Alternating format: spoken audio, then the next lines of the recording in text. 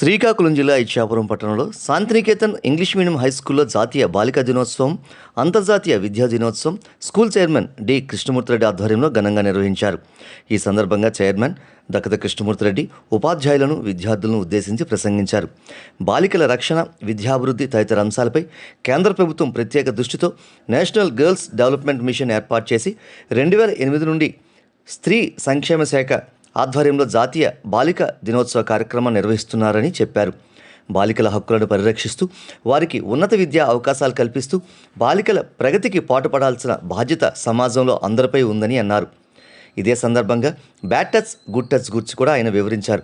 ఈ కార్యక్రమంలో భాగంగా పలువురు ఉపాధ్యాయులు, విద్యార్థులు కూడా మాట్లాడుతూ బాలికల విద్యాభివృద్ధిపై, బాలికల రక్షణపై మాట్లాడారు.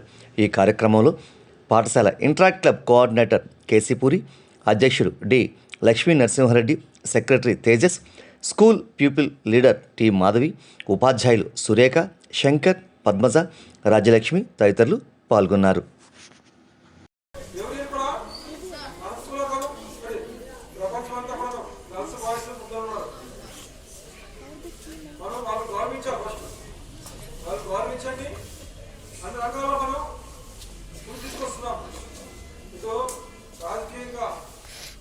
ఉద్యోగపరంగా అన్ని రంగాల వల్ల ముందు తీసుకొస్తున్నాం. వాళ్ళు మనకంటే చక్కగా అంతగా నేర్చుకొని ముందుంటారు, బాగా ఉంటారు. ఆర్మీలో, నేవీలో, ఎయిర్ ఫోర్స్ లో వాళ్ళు ముందున్నారు. ఎయిర్క్రాఫ్ట్ నడిపిస్తున్నారు.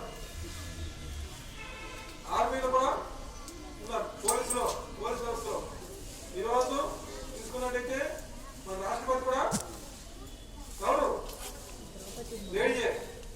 అక్కడ ఇస్తే మనం అందరూ సమాజంలో మన ముఖ్యంగా మన ఇండియాలో మహిళలకి గౌరవిస్తూ అన్ని రకాల ప్రోత్సహిస్తున్నాము.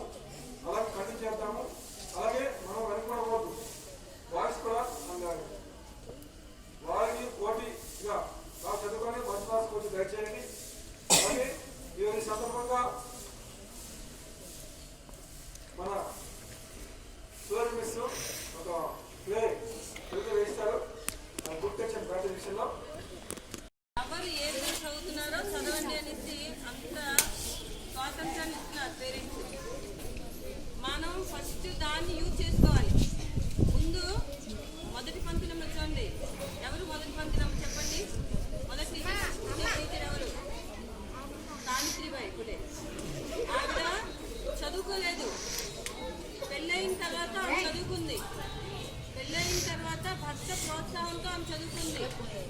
ఆమె చదువుకునేటప్పుడు స్కూల్లో వెళ్ళేటప్పుడు అందరూ వీధి గుమ్మాలు, తలుపులు, కిటికీలు వేసేవారు, తిట్టేవారు. ఎందుకంటే ఈమె బయటకు వచ్చి చదువు చెప్పడానికి వస్తుందని. అంటే అంత సంఘంలోని ఆడవాళ్ళు వస్తే అలా అంటే అంత అదొక దుర్ఘటనగా భావించేవారు.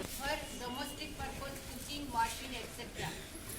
But when the government started to give special care for the girl child, means example, just 10 years before, parents are not interested to send in the government school or private school.